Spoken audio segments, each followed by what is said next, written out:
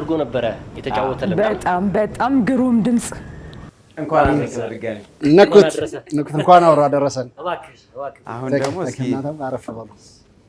ወይ ኤልያስ በቃ ምንም ጉሮሮ ምን አባቴ ላድርግ እግዚአብሔር አድሎ ሰጠኝ ማር ትበላለህ ልክ እንደ ጋሽ ነው አይ ማር ተከልክያለሁ ለጉሮሮ አይ ተከልክያለሁ ማር አልበላም ሆነ ሁሌም እንደጣፈጠ ዘመን እየተሻገረ ነው እንደውም ያበበ የራሴን አላቀውም ገናው ህዝብም ሚዲያም በሚሰጠኝ ነገር በዛች ተናሳሳቼ ሞራላዊ ብቃቱን ይዤ ያው እየመጣሁ አንተን ማይሌጅ ሄዷል አንደኛው ዋነኛው አይነት እንዳልመስል ማይሌጅ መርሻል ያው ታቃለ ስንት ደረሰ ግን አይ ሚስተር ጓደኞቼ ይቆጡኛል ግድ የለም እና እናመቻቸዋለን እናስማማለን ያልነገር እኔ ገረመኝ ኤልያስ ቅድም አዝመራው ተቀብሎ የሚገርም ድምጽ ነበር ሲያወጣ ነበር እንዴት አየው አይ አዝመራው በእውነት ልንገርህ አይደለ ይሄ ምንድነው ቱባ ነው የሚባለው ይሄ ምንድነው ለመግለጽ ይከብደኛል አዝመራው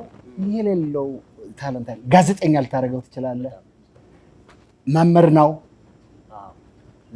ኮሜዲያን ነው ምርጥ ድምጻዊ ዘፋኝ ነው ግጥም ጸሐፊ ነው ይሄ እንግዲህ በሁሉ ታለንት የተሞላ ልጅ ነውና እግዚአብሔር እድሜውን ያርዝመው ሌላ ምለው ነገር የለም ብዙ ነገር በህይወት ዘመናችን ብዙ ነገር ይሰራል ብዬ ገምታለሁ እንሰራለን በደንብ ሰራለሁ ሁሉ ነገር የተሟላለት አርቲስት የለም ብዙን ጊዜ እውነቱን ነው መነጋገር ያለብን እንግዲህ ዛሬ ተገናኘ ነው አው በበዓል ነው አይደል ኤልያስ በእውነት እኔ ከማከብራቸው ድምጻቸውን ከመወድላቸው ጥቂት የሀገራችን ሙዚቀኞች አንደኛው ነው እኔ ግን አላማ ለዛው አሪፍ ድምጻዊ ስለሆነ አይ ኖ አይ ወደኛ አቃለሁ እኔ ማለት ክለብ ላይ ስሰራ አንደኛውን የኤልያስ ሙዚቃ ስዘፍን በጣም ይወደድ ነበር ላስታውስ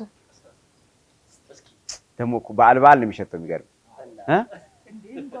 ላትኩራሪ እንደሰው ወይ ላትመኪበት ወይ ላትመይበት ወይ ላትጠሪበት ተይቅርብሽ ፈሪ ኋላ እንዳታፍሪበት በሸጋው ሽንጥሽ ላይ አታሳድሪበት ሆዴ ጎራዴና ጋሻው ሆዴ ጎንና አባትሽ ሆዴ ጊዜ የማይሽረው ሆዴ ታሪክ እያለሽ ሆዴ ፍርምና አባቱ ሆዴ ተይው ይቅርብሽ ሆዴ መኳተን መባዘን ሆዴ ቀለብ ነው ትርፍሽ ተወዳጅ ካልጠፋ ባገሩ ለመርጃል ጀግና ስመጥሩ አንቺማ ፍሬም ባያምርብሽ ጅብ እንዳትበላሽ ዳራራራ ዳራራራ ኤልያስ አራ ግን አራ አይ ሽልማት ካለው ማለት ቀጥል ትንሽ ኤልያስ ግን እንደው ይሄን ዘፈን ስታዳምጠው በምን አይነት ሁኔታ ውስጥ ነበር ይሄን ዘፈን የምታስታውሰው አይ በእውነት ልንገርህ አይደለ ይሄ በእውነት ለኔ እጅግ የምወደውና ማከብረው ወንድሜ ነዋይ ደበበ ነው ደርሶ የሰጠኝ እና እሱ እንደውም አቴንሽንም አልሰጠውም ለሆነ ይሄ እንደዚህ አድርገህ ስራ ይሄን ብሎ ደቂቃም አልጨረሰበትም ብቻ እንደዋዛ ወሰድኩት ሰርተህ እንድታሰማኛል እናም እሱ የሚፈልገውን ያህል አልሰራሁትም ነበር በጊዜው እና ግን ያው ጥሩ ዘፋኝም ስለሆነ በቀላሉ ነዋይ ሳትስፋይድ አሁንም ድርሰት ቢሰጠው ብዙ የታወቁባቸው ዘፈኖች አሉ ነዋይ ተሰጠኝ ግን ለዛው የሚገርም አሁን አንተ በደንብ የሰራው አይመስለውም አሁን በነገራችን ላይ ማንኛውም ባለሙያ እስከሚፈልገው ድረስ ቢሰራ ላይረካ ይችላል ግን ለአድማጭ በቂ ነው በጣም እኛ ስናዳምጠው ደስ ይለናል እኔ ኤልያስን መጠየቅ ራሱን ፈልገው አሁን ቁጭ ብለህ አንተ ያንተን ሙዚቃ ሲያስመስል ሶን የብዙ ሰው ሙዚቃዎችን ያስመስላል ያንተን አሁን ቁጭ ብለህ አጠገብ ሆኖ ሲያስመስል ምን ተሰማክ እኔ ቁጭ የራስህን ድምጽ እኮ ኧረ በጣም ወርቅ ዘፋኝ እኮ ነው ወርቅ ድምጻዊ ዘፋኝ ነው እውነቴን ነው የምልሽ እኔ በጣም ብዙ ነገር ያንሰዋል ለመደነቅ የሚያንሰው ልጅ ነው አዝመራው ከሚሰራው ስራ አኳያ እና ወርቅ ማተኛ ነው እንደው ኤልያስ ከአሜሪካን ሀገር ከመጣ በኋላ ኢትዮጵያ ብዙ አመት ሊኖር ነውና በዓላቶችን እንዴት ነው የምታሳልፈው የበዓል ስሜቱ እንዴት ነው አሁን ገና ነው ዛሬ እንዴት ነው የምታሳልፈው ልክ ነህ አሁን አሜሪካን ሀገር እንግዲህ ለአንድ ያህል ረጅም ጊዜ ስኖር በዓሉ እንደ በዓል አይደለም አንደኛ የነሱ በዓል ጊዜ ነው የሥራ ፍቃድ የምናገኘው ምንም እንለውና ምንም ሁሉ ነገር ረስቼ ነው የመጣሁት። ግን ስለ እውነት ትልቁ የምንመካበትና የምንኮራበት የምንጠብቀው በዓላቶቻችን ሁሉ እዚህ ከመጣሁ በኋላ ሁሉም ተደስቼ ነው የማከብራቸው ከህዝቤ ጋር። ህዝቤ ነው ቤተሰቤ ነው፣ ብዙ ቤተሰብ የለኝ እና የትም ቦታ ሄጄ ተደስቼ ምናምን እና ለእኔ ምርጥ ጊዜ ነው ያለኝ። እኔ ግን በዚሁ አያይዞ የገና ትዝታህስ እስቲ ከአሜሪካ የሚሆን እዚህ ኢትዮጵያም ያለህን በጣም ማስረሳው ቆንጆ ገጠመኝ? የገና ትዝታዬ ምንድን ነው ያልሽ እንደሆነ አንድ ጊዜ ከልጄ ጋር ሆኜ ካናዳ የኢትዮጵያን ኮሚኒቲ ሾው ነበር እና እዛ ከዶክተር አሊ ቢራ ጋር ሾው ነበር ነፍሱን ይማር። እሱ ጋር ሰርቼ ስመለስ በቃ ብቻ የሆነ ነገር ወይ ገና ወይ ኒው ኢየርስ ነው የነበረኝ ትዝታ። በበዓላት ጊዜ ነው እና መንገድ ላይ ክረምት ነው ቆማ አንድ ፈረንጅ ጋዝ ስቴሽን ገብተን ልንቀዳ ስንል በጣም ታለቅሳለች እና እያለቀሰች እያለች ያረች ልጅ ሰው ምን ሆና ነው ታለቅሰው? እኛ ሳንዱች ገዝተን ምናምን በጣም ይበርድ ነበረ። እነዚህ ምንድን ነው ችግርሽ? ምን ነው ምናምን ስላት አይ አሁን ከልጄ ጋር ሳንዱች ልንበላ ገብተን ቦርሳ ይዤ ነበረ እንዳለ ክሬዲት ካርዴን እና ባሏ ጋር ነው በሳንቲም ደውላ ነው በቀሪ ገንዘብ ታናገረው። ሮቸስተር የሚባል አገር ማን ነው እኛ ያለ ነው ከሴትዮዋ ጋር ሮቸስተር የሚባል ቦታ ነው። ባሏ ደግሞ አልባኒ የምትባል የኒውዮርክ ዋና ከተማ የኒውዮርክ ስታት ዋና ከተማ እዛ ነው ያለውና ደውሎ እንትን ስል በይነኝ መኪናሽን አምጪ ብዬ ነዳጅ ፉል አደረኩላት ማለት ነው። በጣም ታንኪው አመሰግናለሁ፣ በቃ ሰው ፉል አድርጎልኛል ምናምን አለች እና ለጇ ደግሞ የባለ ማለት ነው አይ እኔ ያደረኩት ነው እና ፋይናሊ $200 ደግሞ ለጇ እየሰጣሁት እኔ ገንዘቡን ጥላው ነው ተሰርቃ ነው ቦርሳውን ነው ይዞት ይሄዳል። አንዴ ነው ሰራቂው ጥቁርም ሊሆን ይችላል፣ ፎሬነር እንደኔም ሊሆን ይችላል፣ ማንም ሊሆን ይችላል። ማለት እኔ አሁን ማለት ኢትዮጵያዊ ታላቅ ሙዚቀኛ እንደሆንክ ታውቃለህ?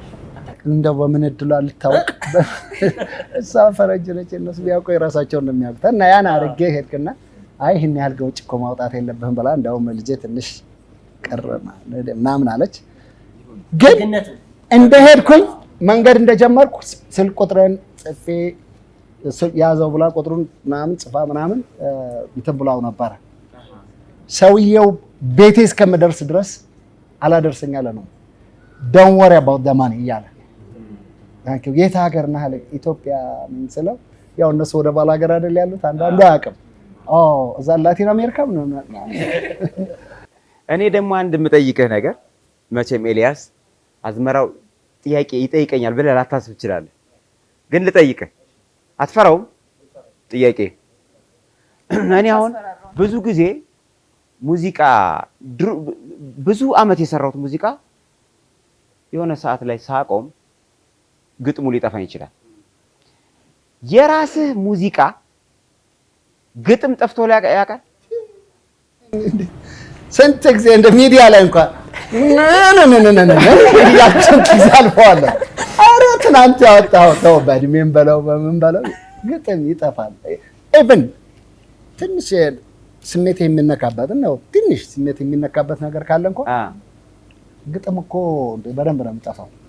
በደንብ ለምሳሌ ምን የሚለው ሙዚቃ ጠፍቶ አውቁ ማለት እንደው ለማስታወስ ያህል ምን ያህል? አይ እኔ አንድ ጊዜ አሁን በመድረክ ላይ የማስታውሰው ከሚታወቁ ዘፈኖች አልነበሩም፣ ግን አጋጣሚ ወደ መድረክ ልገባ ስል ነዋይ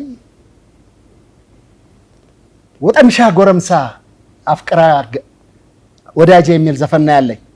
ነዋይ ወጠምሳ ጎረምሳ የሚለውን ነው የምትዘፍነው አለኝ። እንዳለ ግን ጠፋ። ምን ልበል? ኦኬ መጀመሪያ እንትን አለ ወጠምሻና ወጠምሳ ሲለኝ ወጠምሻ ጠፋብኝ። እንደው ኤልያስ ቅድም መጀመሪያ ላይ መግቢያ ላይ ስታወራን የነበረው ማይሌጁ ቆስቁሷል አልከ። እኔ ደግሞ ጥያቄ እንደ ዋይን እየጣፈጠ የሚመጣ ምክንያቱም በእድሜም አንጋፋ ነህ፣ ድምፅህም እንዳለ ነው፣ ፊዚካልም ስትታይ ደግሞ በጣም ጥሩ ላይ ነው ያለው። ሚስጥሩ ምንድን ነው?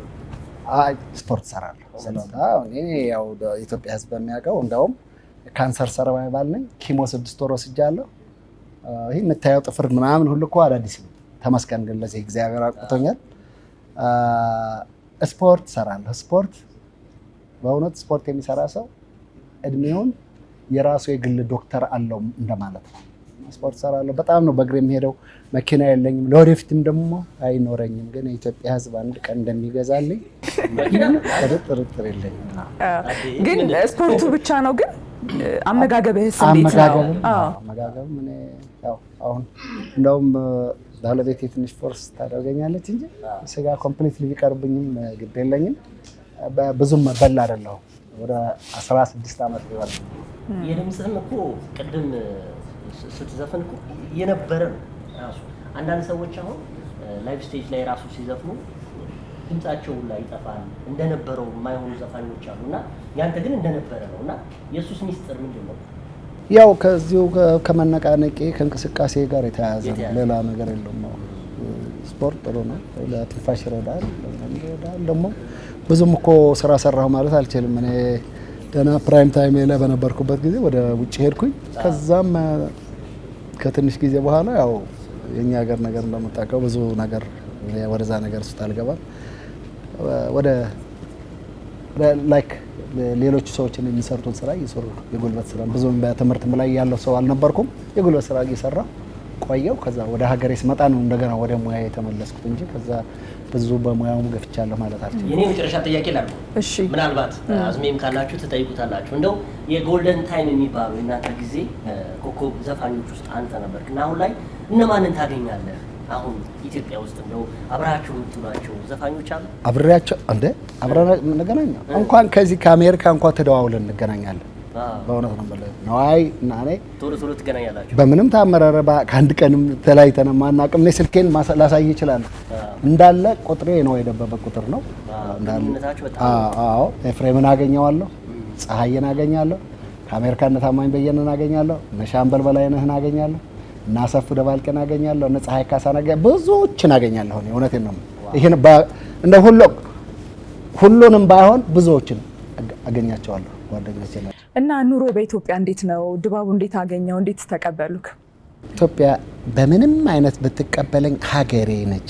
ሀገሬ ማለት እናቴ የተወለድኩባት፣ ይክፋኝ ይድላኝ ባለኝ ነገር ተደስቼ ነው የምኖረው ኢትዮጵያ ውስጥ።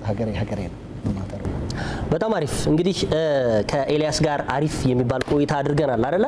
እንደው የምታስተላልፈው መልእክት እንኳን አድርሳችሁ የምትላቸው ሰዎች ካለ ሀገሬ ቴሌቪዥን አንተ ጋር እንግዲህ ቆይታ እያደረግን እንገኛለን። ከእንኳን አደረሳችሁ በፊት ግን እሺ፣ አንድ ዜማ አንተ የሞከርከው ዜማ አለ ወይም ዜማው ሲሰራ አብረህ ነበርክ መሰለኝ። ይሄ ዜማ ነው እና ብታንጎራጉርልን እዚች መድረክ ላይ አራታችንን ብናጨበጭብ ብያሰብኩ ገና ነው። የትኛው? የዝናዬ አንቺ የዝናዬ የዝናዬ አንቺ የዝናዬ የዝናዬ ማሬ ወለላይ መንገርተኛ ሁሉ ተሳታሪ ነው ያንን ገዳደራ ሰው እንዳይነካው። እስኪ በለው በእናትህ። አይ ዘፈኑም የኔ አይደለም፣ ባለቤቱም ሻምበል በላይነህ ነው። ሻምበል ያው ነው የምታውቀው፣ ጎበዝ ሙዚቀኛ ነው፣ ጎበዝ ድምጻዊ ዘፋኝ ነው። ዘፈኖችም ይደርሳል ይገጥማልም። አሁን ለምሳሌ የሚለውን ዘፈን ታስታውሳለህ? እነሱ ሁሉ መቼም ብዙ የተወደደባቸውን ዘፈኖች የሰራው ራሱ ነው። ከአንተ ሙዚቃዎች ውጪ የማንን መጫወት ማንጎራጎር ቤት የሚመች የማን? እንዲህ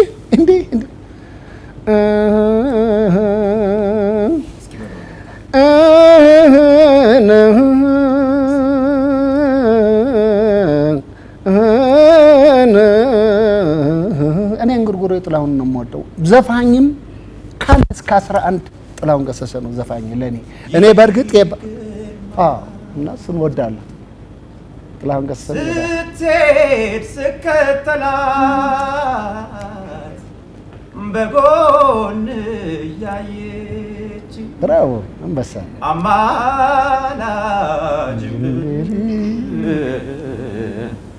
ጨክናም ያለች ፍቅር ለብቻዬ ወድቆብኝ ምናልባት እድሜን ገፋሁት ስትሄድ ስከተላት ስትሄድ ስከተላት። በጣም አሪፍ ኤልያስ፣ እጅግ እናመሰግናለን። የ2018 የገናን በዓል ከሀገሬ ቴሌቪዥን ጋር አብረን ቆይታ ስላደረግ እጅግ ደስ ብሎናል። እንደው የምታስተላልፉ መልእክት ካለ እንስማና በክብር እናሰናብት። አመሰግናለሁ የሀገሬ ቲቪ ለሰጣችሁኝ እድል። መላው የኢትዮጵያ ሕዝብ እንኳን ለመድኃኒታችን ለጌታችን